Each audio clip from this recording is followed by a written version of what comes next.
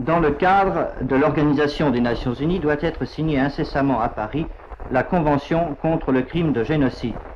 C'est pourquoi nous avons aujourd'hui devant notre micro le professeur Lemkin, qui est professeur de droit international à l'université de Yale et qui fut également conseiller juridique du procureur américain à Nuremberg et qui, par ses travaux sur le génocide, a reçu le titre de père de la Convention contre le génocide.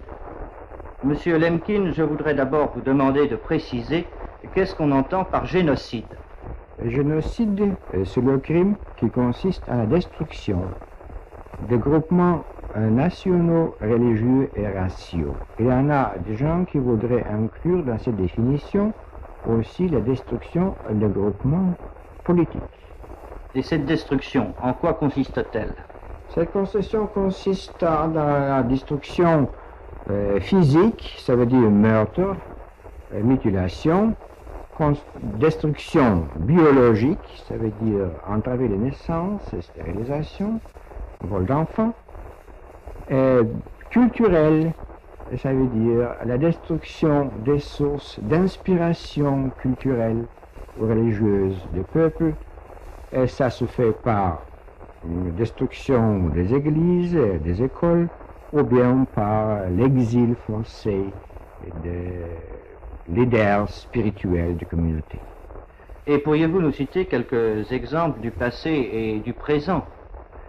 En ce qui concerne le passé, le cas le plus connu, la destruction de Carthage, l'extermination des Albigeois, le massacre des chrétiens dans l'Empire ottoman, les atrocités contre les héros en Afrique, l'anéantissement des Maronites,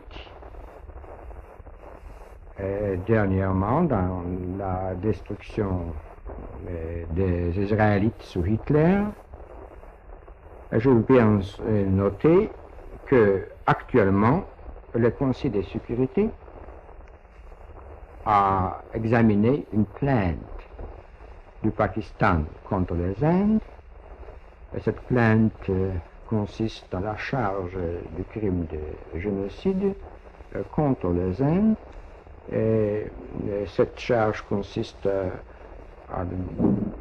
dans l'accusation comportant la destruction de plus d'1 million de musulmans. Et alors, quels sont maintenant les moyens de lutter contre le crime de génocide?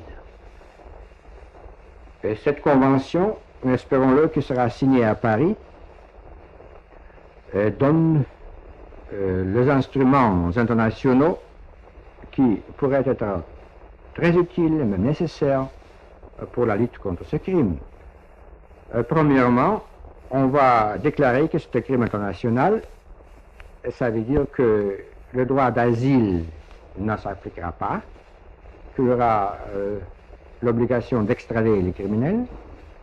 Il y aura aussi, un plan d'établir un tribunal international pour punir les criminels. Et qui donc pourra déposer plainte? La plainte pourrait être déposée par chaque État ou bien par chaque groupement intéressé. Et pouvez-vous nous dire quel est l'accueil que vous avez reçu en France et dans le monde avec la Convention dont vous êtes l'auteur? Je vais seulement préciser que je suis l'auteur de l'idée et du terme, mais la Convention a été élaborée premièrement par un membre du secrétariat avec l'aide de 3 experts, dont j'ai été un, et puis elle a été révisée par un comité de ce gouvernement. La réception en France a été très favorable, comme d'ailleurs elle a été dans tout le monde. En France, les hommes d'État et les grands écrivains comme Herriot, Mauriac, ont joint les autres hommes illustres dans tout le monde dans un manifesto international qui appelait les Nations Unies l'année dernière d'adopter cette convention. Prochainement, des pétitions seraient présentées à l'Assemblée qui ont été signés par des organisations dans 23 pays du monde et qui consistent d'un nombre de membres dépassant 200 millions de personnes. Ça veut nous dire que le mouvement international est très grand. Espérons-le que les nations écouteront la voix de la conscience de l'humanité et qu'ils signeront cette fois la Convention. Quant à moi, je suis très heureux si cette Convention sera signée à Paris.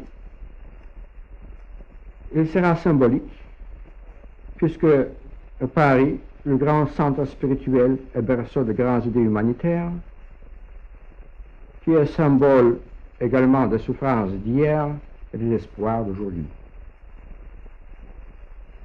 Très bien.